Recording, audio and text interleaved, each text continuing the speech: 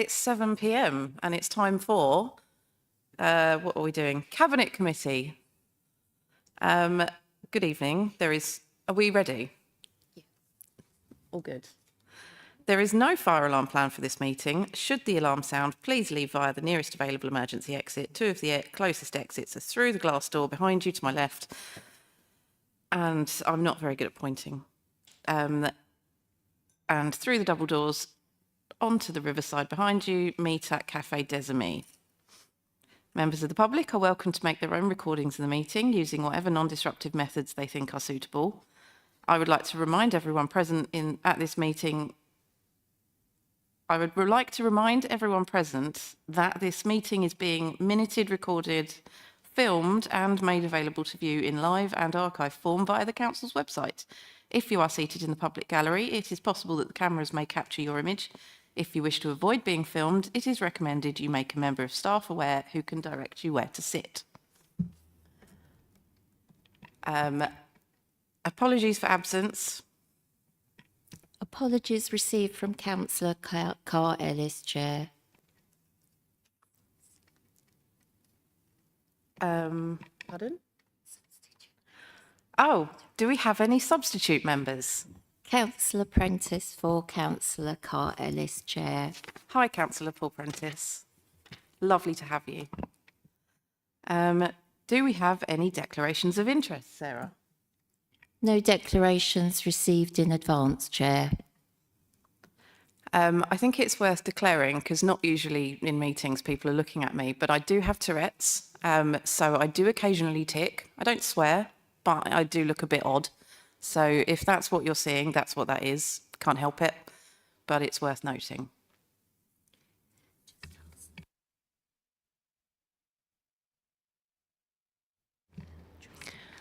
Do we have any other declarations?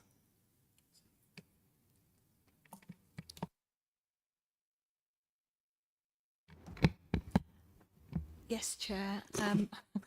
I'm Service Director of the Council, but I am also a Director on the Canenco Board, and that's the position I'm attending tonight's meeting. Do you have to say that every time? Or just once at the beginning? Oh. Right, where am I? Item 4, minutes of the meeting held on 30th of January. Can we confirm these as a true record of the minutes held on the meeting held on the 30th of January? Thank you. Agree by general assent. This is really useful. I've got a lovely list of what to say printed out by Sarah here, so you've all chaired before, so you know this. I haven't, so I don't. Bear with me. There are no public speakers for the meeting. Number 6, Canterbury Environment Company Limited Annual Financial Report. And we've got Officer Marie Royal, Service Director of People, and we've got David Maidman from Canenco will also be in attendance. Hello, David. The chair, me, is to invite Marie Royal to give her introduction. Thank you, Chair. And just to say as well, we've got Di Arthurs here tonight as well, who's our Finance Officer for Canenco. Sorry, Di, it wasn't on my paper, so I can't say it. Okay, so just to remind everybody at the meeting that this committee is acting as Canterbury City Council's owners group for Canenco. The purpose of tonight's meeting is to review the corporate health for Canenco for the period 23-24. The report clearly sets out in terms of standards, corporate health, quality of delivery and the financial health of the organisation. And I'm going to hand over to David to run through the key areas on the report. What I would also point out is that with the report, there is a confidential annex which contains commercially sensitive business information. So if there are any questions relating to that confidential annex, it has to be heard at the end of the meeting when the meeting is closed to the public. David. Good evening, everyone. In terms of the report, hopefully you all had a copy in advance. As Marie has said, the purpose of the report is to review the corporate health of the organisation, that we are effectively managed and we are complying with various legal requirements. The key part of the report really is the financial accounts and the financial running of the organisation. But within the report, we have outlined and detailed certain areas around our ISO accreditation, that's the International Organisational Standards accreditation, and the 3 awards we have on that. We've highlighted some areas around health and safety, again, because that is a key, we think is a key indicator around the performance and the health of the organisation. And we can take any questions, obviously, on these. Staffing, naturally, because obviously without staff and that area, we cannot deliver the service that we have. And another key area of compliance really is around the whole fleet, the fleet and fleet compliance, because being a heavy goods vehicle operator, we are bound by the Traffic Commission and we operate under an operator's licence, and there's some detail within there, within the report on that, which I just wanted to point out. We've highlighted some of the operational efficiencies for the period of the report, so that's the year 23 end of March 2024, and highlighting also how we operate with regard to the board, as in the sense that there are regular board meetings, and that is another health check as far as how the company is run. The auditor's annual report is attached, and as Marie said, there are 2 elements of that. That's a bit of an outline of the report itself, and we've had some questions in advance, which is extremely useful, but we're happy to take any questions if that's... Thank you, Thank David. Much appreciated. So, questions, guys? Councillors and ladies. Councillor Prentice. Thank you, Chair. A question under the staffing section.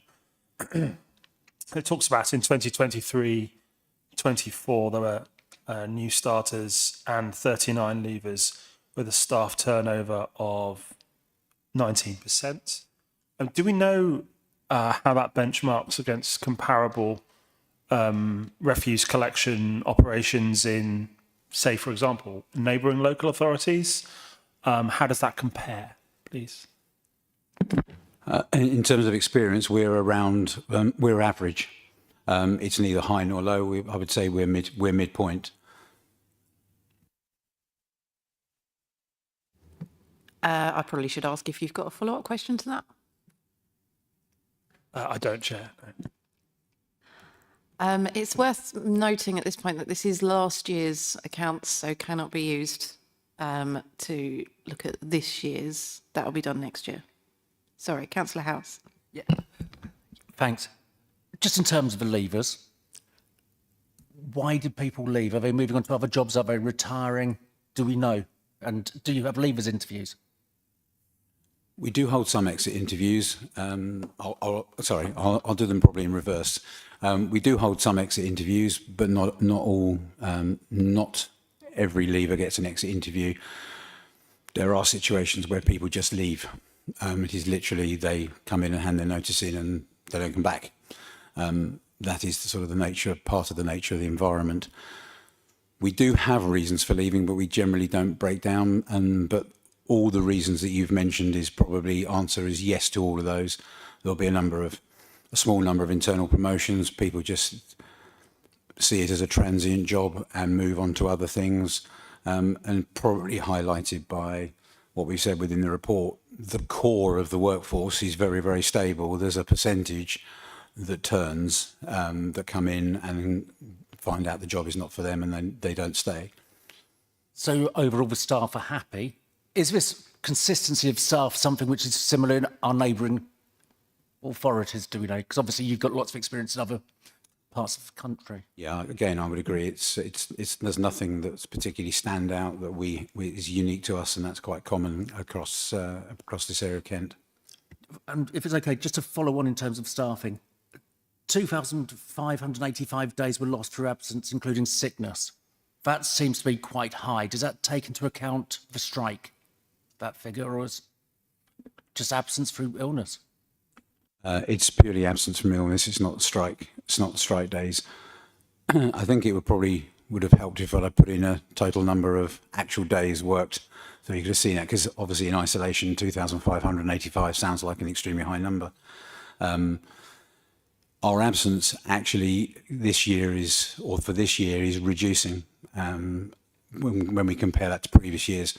So our absence management is actually working quite well, and we are retaining people and getting people back into work far quicker. So we're having longer periods of absence, which I think is a positive.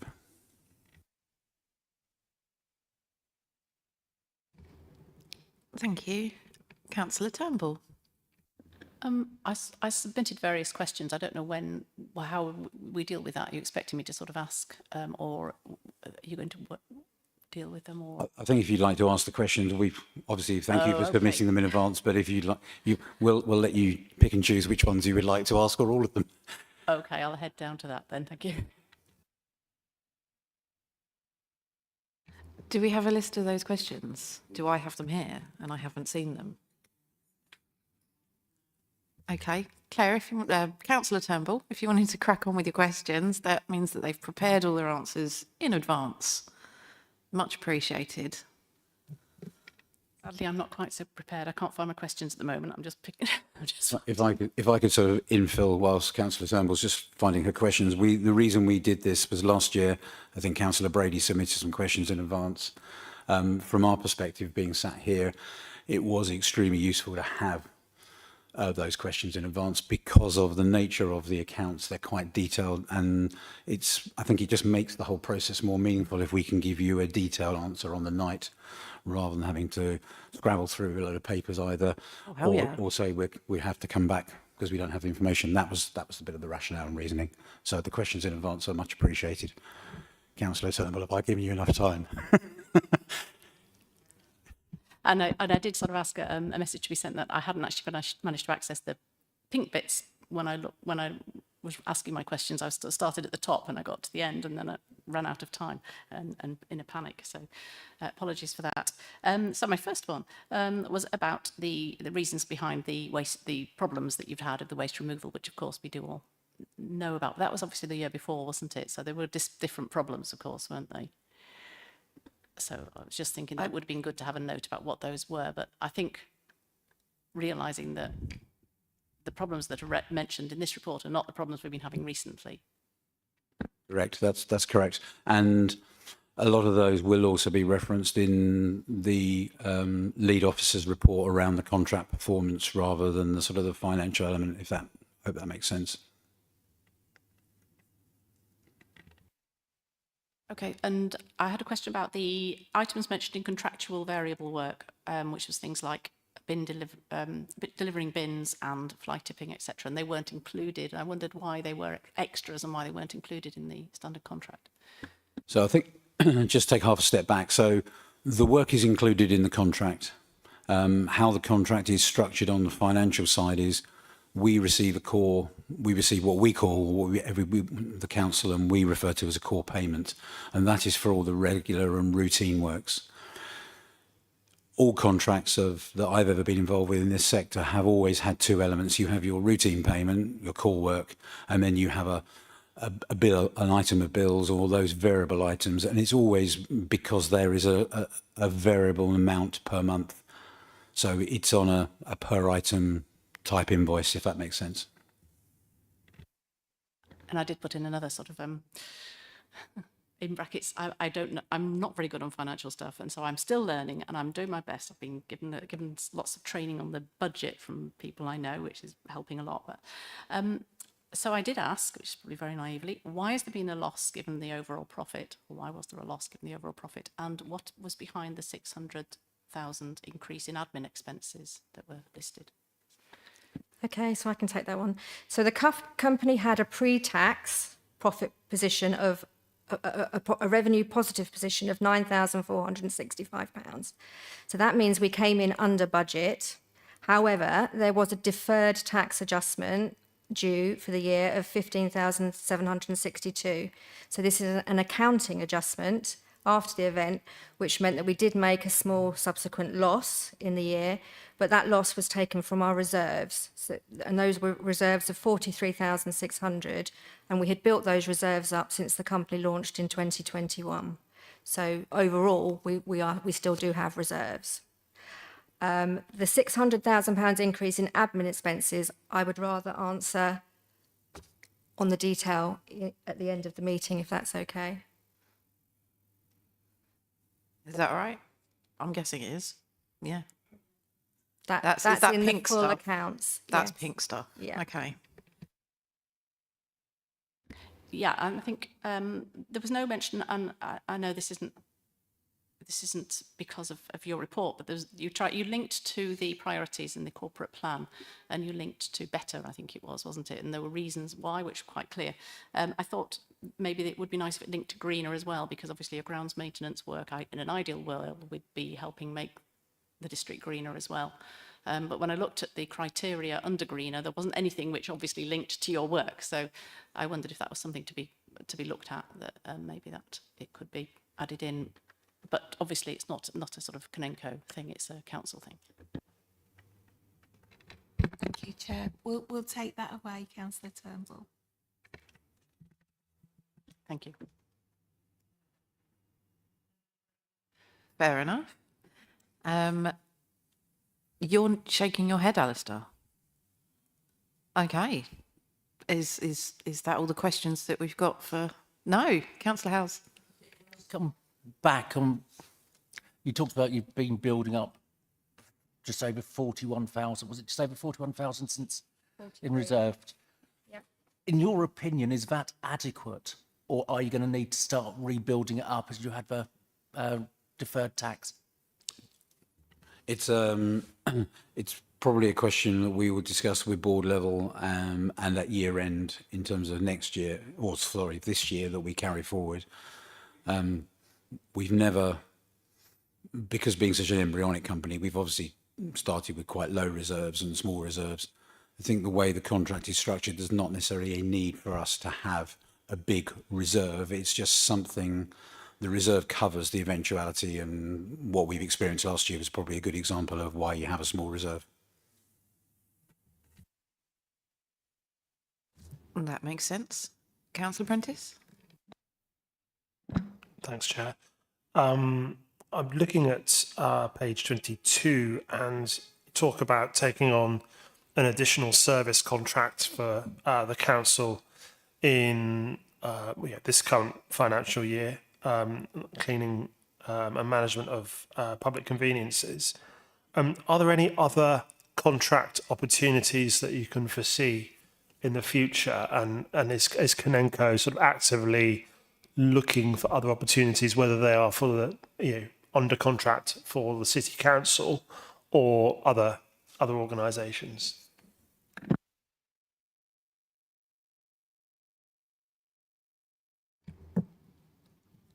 I'm letting them lead at the moment.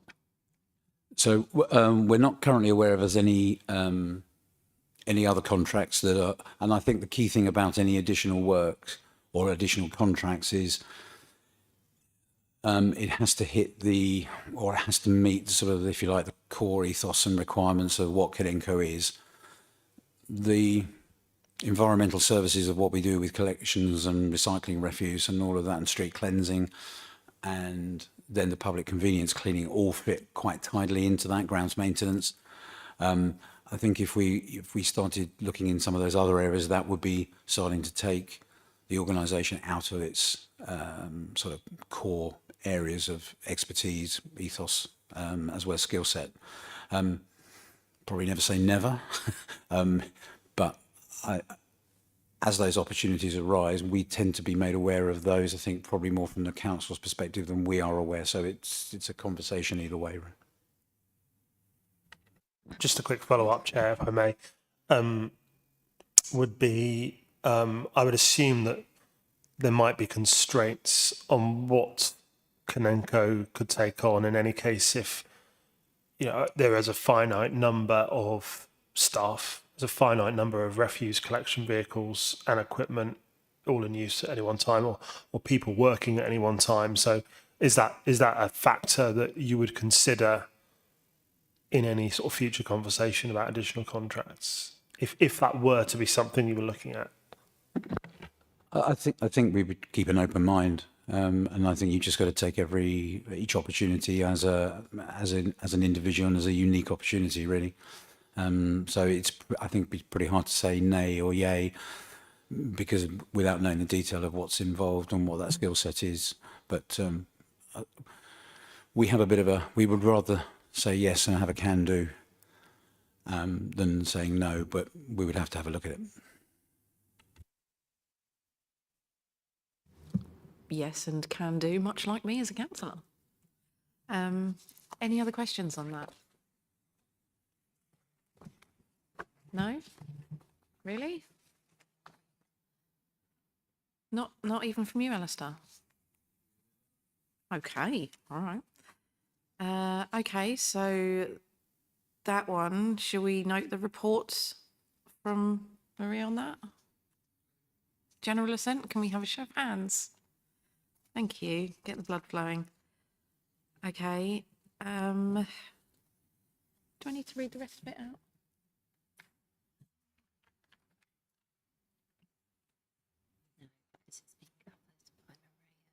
It has. Thank you, Marie. So the date of the next meeting is 7 p.m. on the 13th of March. And do we have any other business to be dealt with in public? No. Okay.